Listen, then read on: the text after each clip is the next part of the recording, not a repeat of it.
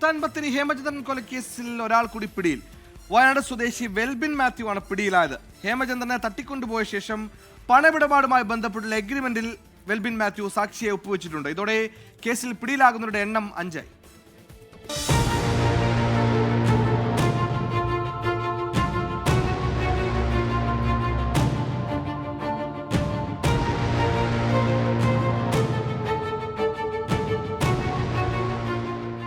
നേരത്തെ അറസ്റ്റിലായ പ്രതികളെ ചോദ്യം ചെയ്തതിൽ നിന്നും വെൽബിൻ മാത്യു ഈ കേസിൽ ഉൾപ്പെട്ടിട്ടുണ്ടെന്ന് പോലീസിന് ലഭിച്ച വിവരത്തിന്റെ അടിസ്ഥാനത്തിലാണ് അറസ്റ്റ്.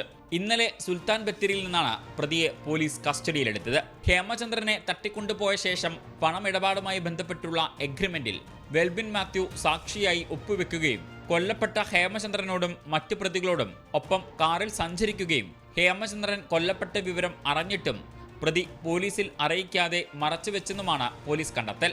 ഈ കേസിൽ പിടിയിലാകുന്ന 5ാമത്തെ പ്രതിയാണ് വെൽബിൻ മാത്യു. കോടതിയിൽ ഹാജരാക്കിയ പ്രതിയെ റിമാൻഡ് ചെയ്തു.